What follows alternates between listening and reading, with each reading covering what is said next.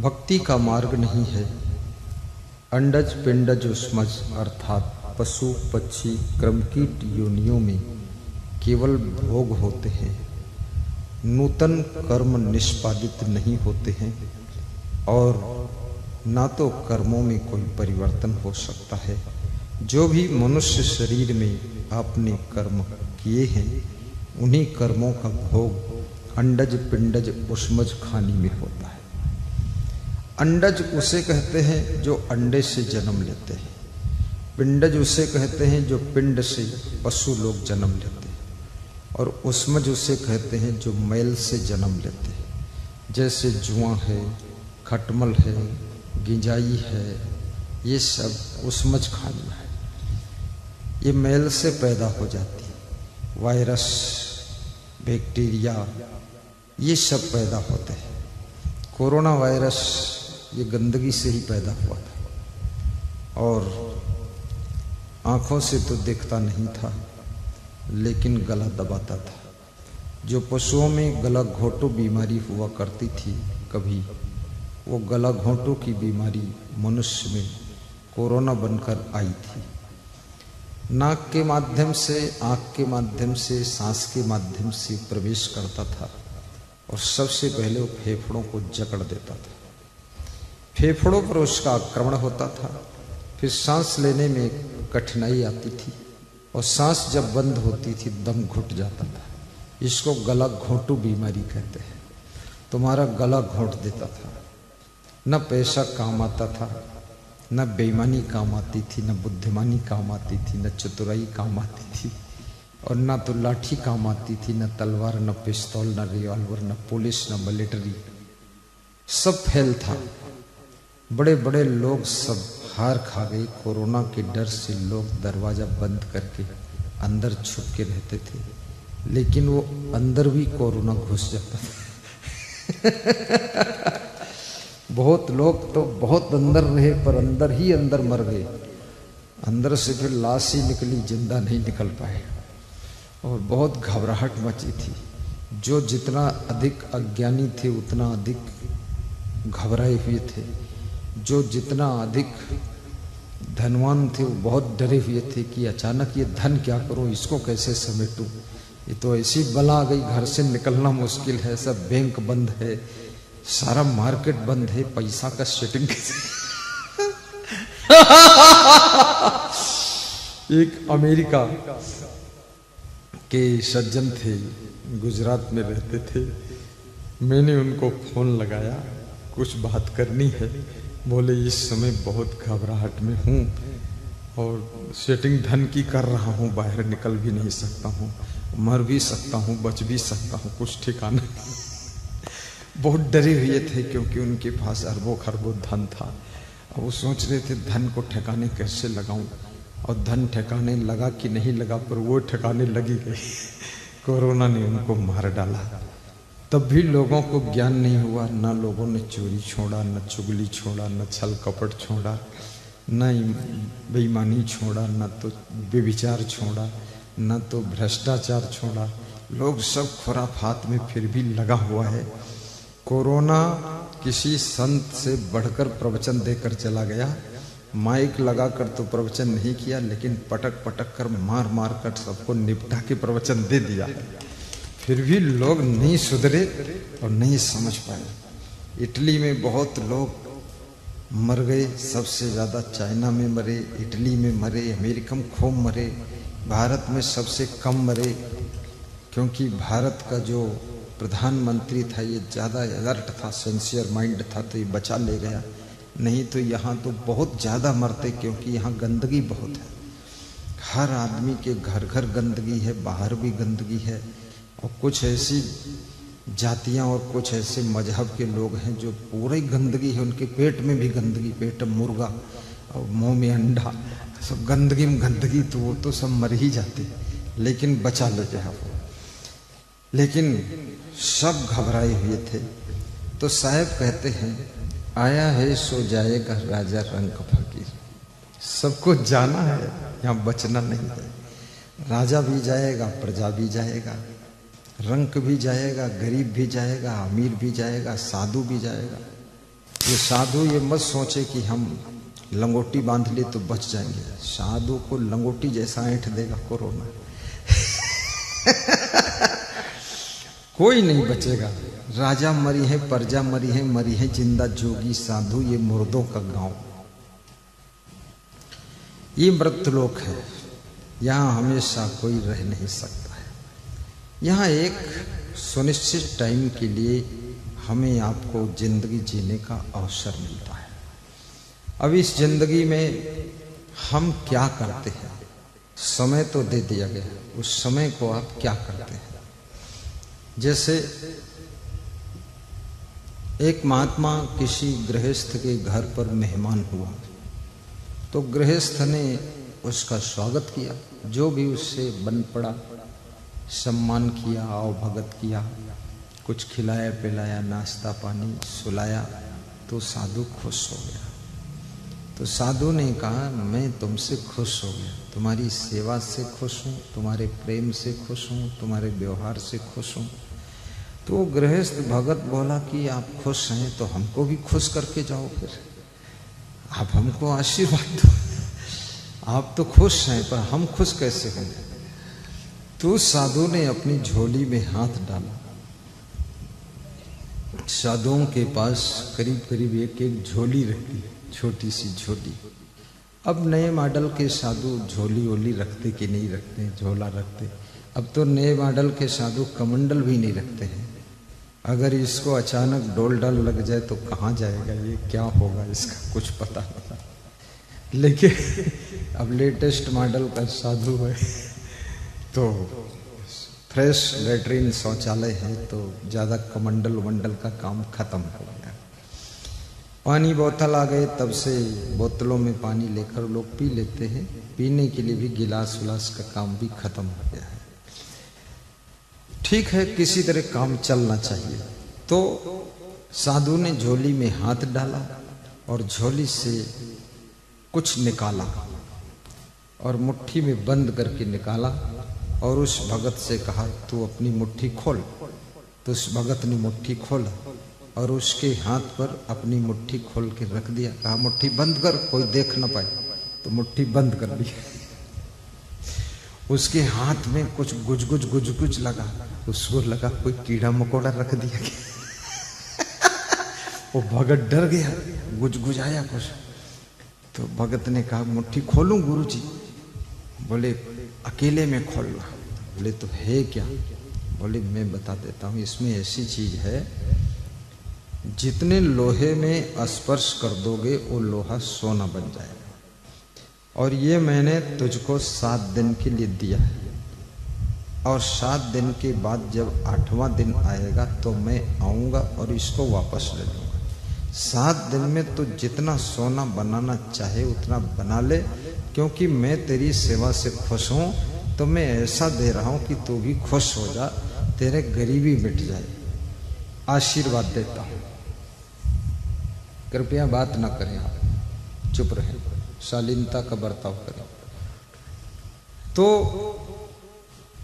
अब वो मन में सोचने लगा। गुरु तो चला गया, देखा खोल के तो एक छोटा सा पत्थर था, टेढ़ा मेढ़ा, और उस पत्थर का नाम था पारस पत्थर।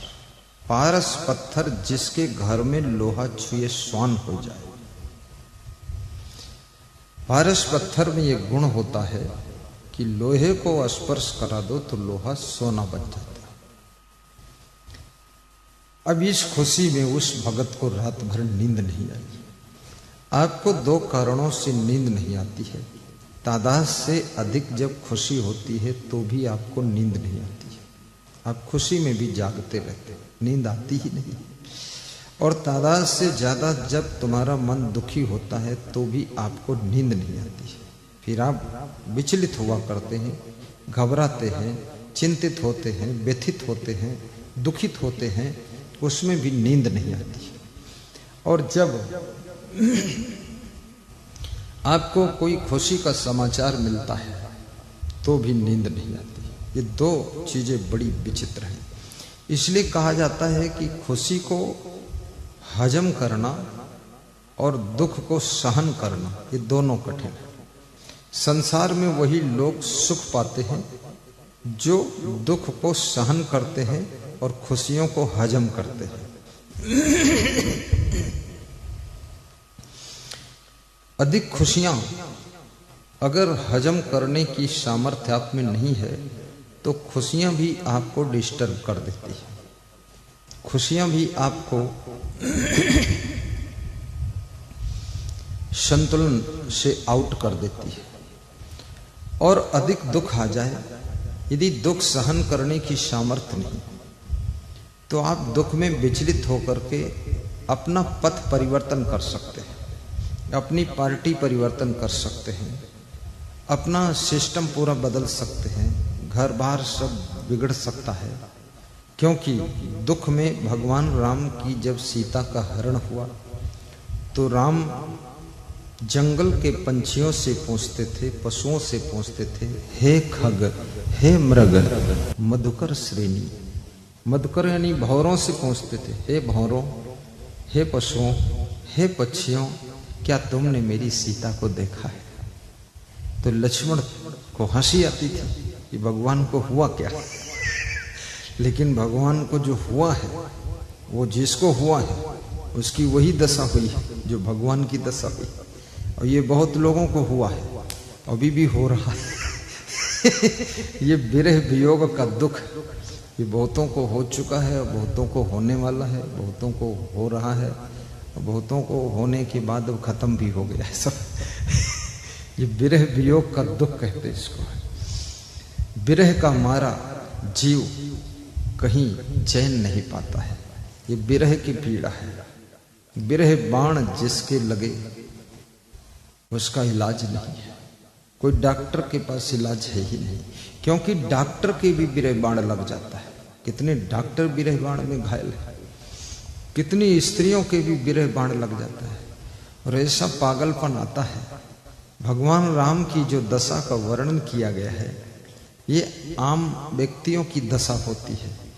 हे खग, हे मृग, मधुकर श्रेणी, तुम देखी सीता मृग नयनी, तुम देखी सीता मृग नयनी।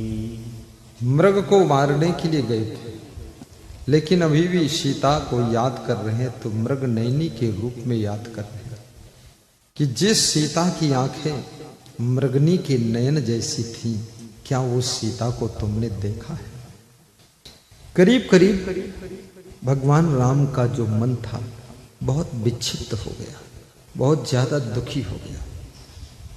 याद रखना, ये संसार में बड़े बड़े पढ़े लिखे लोग, करोड़पति लोग, धनवान लोग, बुद्धिमान लोग भी इस विरह व्यथा में घायल हो जाते हैं। लेकिन जो विवेकवान हैं, वैराग्यवान हैं, जिनमें आत्मज्ञान है, विरह व्यथा में घायल नहीं होते हैं।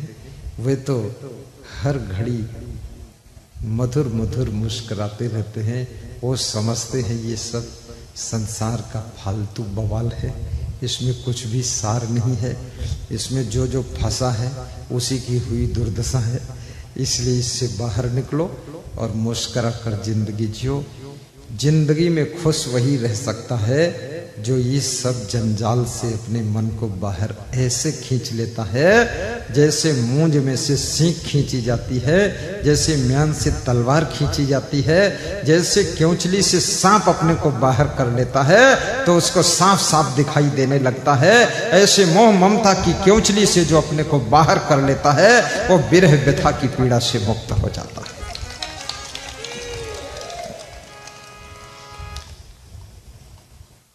बिरह बाण जाको लगे, कोही कोही सो मरी जाए। कहीं कबीर सुनो हो संतो, अपनी व्यथा किसको सुनाए। कौन सुने व्यथा उसकी? इसलिए बिरह बाण से बचना।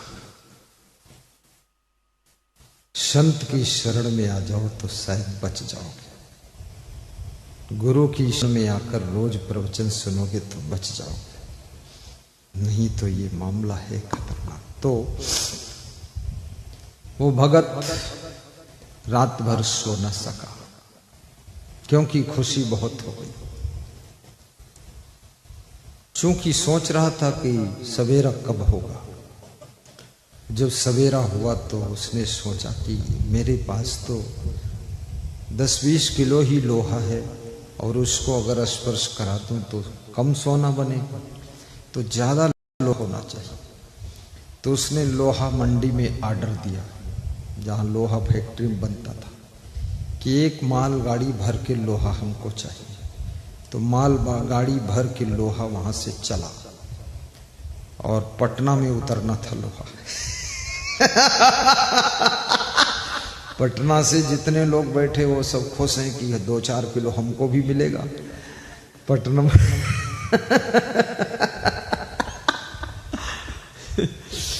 तो वो मालगाड़ी चलते चलते चलते चलते चलते चलते लाइन की सेटिंग होते होते कहीं रुकती कहीं खड़ी रहती, ऐसे करते करते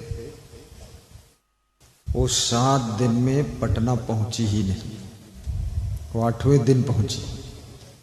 8वें दिन जब वो मालगाड़ी लोहा भरकर पहुंची तो उस गुरु का आगमन हो गया। गुरु ने कहा मेरा पत्थर वापस लाइए, ये बस 7 दिन के लिए मिला था। तो भगत फूट फूट कर रोने लगा कि मैं तो 1 किलो लोहा में भी नहीं स्पर्श कर पाया। आधी छोड़ी पूरी को धावे, पूरी मिलई न आधी पावे। बोले तेरे घर में 10-50 किलो तो लोहा था। बोले था, तो उसी को छुआ देता। अरे मैंने सोचा पूरी मालगाड़ी भर के लोहा को छुआऊं, इतना सोना हो जाए पूरे भारत देश में मैं ही दिखाई दूं, सबको फेल कर दूं, मुकेश अंबानी को भी। गुरु ने अपना पत्थर वापस लिया। वो भगत फूट फूट कर रोने लगा। तो गुरु ने कहा ज्ञान से समझो, 7 दिन की मनुष्य की जिंदगी होती है। सोमवार को पैदा हुए, मंगलवार स्कूल गए, बुधवार को शादी हुई, बृहस्पतिवार को बच्चे पैदा हुए, पापा बन गए, और शुक्रवार को बीमार हुए, शनिवार को हॉस्पिटल में भर्ती हुए, और रविवार को मर गए, चिता में दफन हो गए। बस ये 7 दिन की जिंदगी है। सारा खेल 7 दिन का ही है। 7 दिन से अधिक दिन ही नहीं है। बार बार घूम घूम कर वही 7 दिन आते हैं। सोमवार, मंगलवार, बुधवार, बृहस्पतिवार, शुक्रवार, शनिवार, और लास्ट में रविवार, जिसको संडे कहते हैं। Sunday, Monday, Tuesday, Wednesday, Thursday, Friday, Saturday, फिर संडे। अब लोग कहते हैं संडे हो या मंडे रोज खाओ अंडे। हमारे गुरुजी सुनाते थे कि एक आदमी बहुत मछली खाता था, तो गाना गाता हुआ जा रहा था, कह रहा था बोरी बोरी मछली खाए और लठ धरे बैकुंठ जाए। तो गुरुजी ने उसको सुनाया, तिल भर मछली जो कोई खाए, जमजूतन मार नरक ले जाए। दोहा बनाने से भी बचोगे नहीं।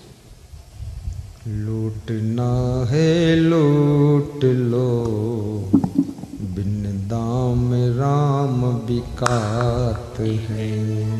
गाइए, लूटना हो लूट लो, बहुत सुंदर।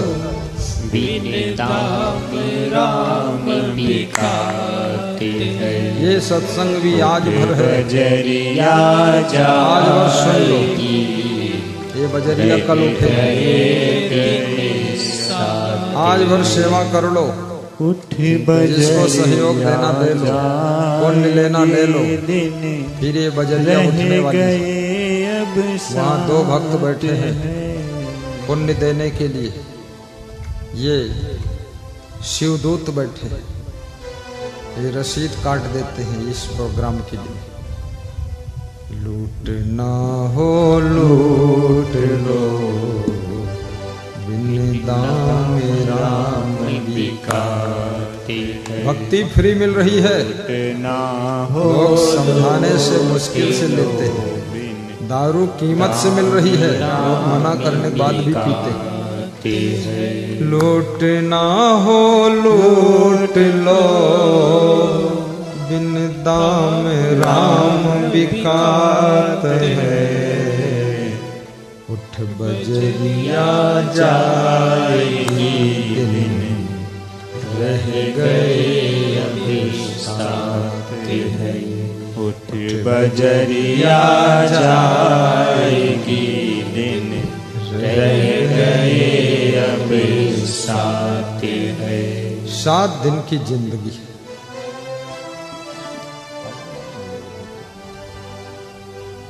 ये 7 दिन में ही सब बात बनानी है। 8वां कोई दिन नहीं है, इसलिए तुम बहाना मत करो, बहाना छोड़ो। प्रभु मेरे जीवन को जीवन बना दो, प्रभु मेरे जीवन को जीवन बना दो। जगत जाल के मन से झगड़े मिटा दो, जगत जाल के मन से झगड़े मिटा दो। भक्त अपने गुरु से मांग रहा है कि मेरा जीवन बुझा हुआ जीवन है, इसको जलते हुए दीपक जैसा मेरा जीवन बना दो, मेरे जीवन का अंधेरा मिट जाए। चारों तरफ से मुझको जगत जाल ने घेर लिया है, जगत जाल में मत पड़े, केवल दुख यही मांगे। मंदालसा ने अपने 7 बच्चों को ज्ञान दिया था, तो 7वां पुत्र जो अलरख था, उसके लिए एक कागज पर लिखकर कपड़े में बांधकर यहाँ जंत्र बांध दिया था कि बेटा जब बहुत दुखी होना तो इसको खोलकर पढ़ लेना, और इसमें जो लिखा है वही कर लेना, सब दुख दूर हो जाए। तो पढ़ा उसने, क्या लिखा था? जगत जाल में मत पड़े, केवल दुख यही मां। आहा, सत्य कहो सत्य सत्य कहो, सुख सुख सपने नाई। तो बच्चे ने सोचा माँ सत्य कह रही, जगत जाल में मत पड़ो। तो फिर आगे पढ़ा, क्या लिखा था? खग मृग किन्नर नाग नर, दैत्यासुर समुदाय। युग युग में जे तरे ते, सकल साधु संग पाए। युग युग में जे तरे ते, सकल साधु संग पाए। संत जगत विचरत यही हेता, जड़ जीवन का करहि सचेता। संत क्यों भ्रमण करते हैं? क्यों वजीरगंज में आए? गत वर्ष क्यों फतेहपुर में आए? क्यों बिहार, तमिलनाडु, केरल, आसाम, आंध्रा, तेलंगाना, उड़ीसा, छत्तीसगढ़, झारखंड, यूपी, उत्तरांचल, उत्तराखंड, राजस्थान, पाकिस्तान, बकवास इधर उधर, क्या जानने की जरूरत है? केवल एक ही उद्देश्य है, संत जगत विचरत यही हेता, जड़ जीवन का करहि सचेता। संसार में जो जड़ जीव है, अज्ञानी जीव है, उनको सचेत करने के लिए, ज्ञान देने के लिए संत विचरण करते हैं।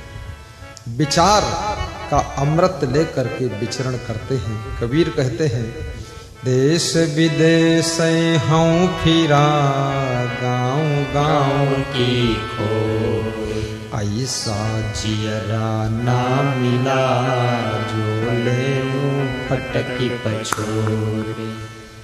कबीर कहते हैं देश विदेश में फिरा हूँ, गांव गांव की गलियों में घूमा हूँ, ऐसा जीव नहीं मिला जिसको मैं अपने हृदय से लगा लूं। लोग सब बिगड़ रहे हैं। करु बहिया बल आपनी छाण बिरानी आस, जाके आंगन नदिया बहे सो कसमरे प्यास। पानी पियावत काफिरो घर घर सायर बारी, तृषावंत जो होएगा पीवेगा छठी मारी। तृषावंत जो होएगा पीवेगा झके मारी। संत जो महान संत होते हैं, कलयुग में बहुत नकली संत घूम रहा है और उस नकली संत के कारण झूठा ज्ञान लोगों को मिल रहा है। असली संत बहुत कम है और वास्तविक यथार्थ संत को भ्रमण करने से संसार के नर नारियों में जो भ्रम ज्ञान है वो भ्रम ज्ञान खत्म हो जाता है और तत्व ज्ञान उनको प्राप्त हो जाता है। इसलिए सच्चे अच्छे महान संतों को विचरण करना चाहिए, एक गांव से दूसरे गांव, दूसरे गांव से तीसरे गांव।